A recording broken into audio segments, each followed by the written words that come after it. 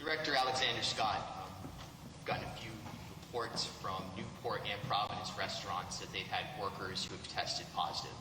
Number one, is that something you can confirm?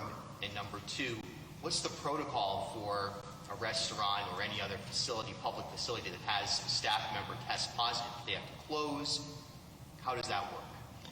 With each situation, we handle it individually, depending on the exposure risk, whether or not someone who had symptoms was actually working, and we have a very extensive involvement with the organization. That type of response happens on a regular basis. So I'm not able to speak specifically to what you're saying in those particular communities, but they are the types of conversations that we are engaging in.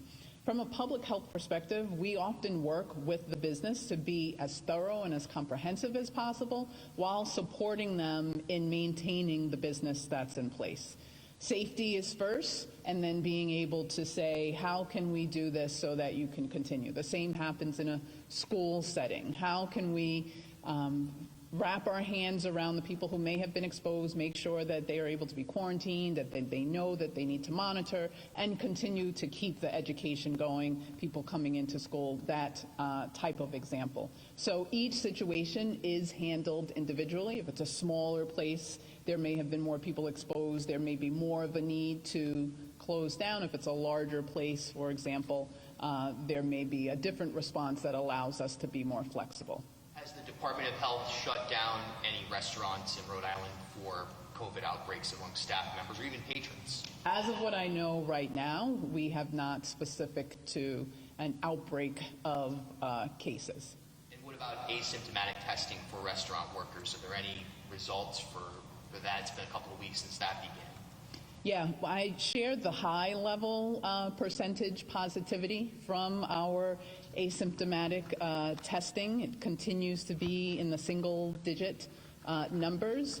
I can come back and provide more detail about the different job sectors that we have been testing. It is definitely proving to be a very valuable resource for us to get a sense overall from the different sectors, what type of percent positivity exists, and then to be able to reassure those businesses as well that we're seeing single-digit positivity rates. So I'll bring that back, but want to use your question as a way to encourage those high-contact workers that we have made this testing available for to go ahead and get tested. Go to the self-scheduling portal.ri.gov and get tested, and it can be done more than once. We welcome cyclical testing once a week, once every 2 weeks if you've already done it and want to get it done again.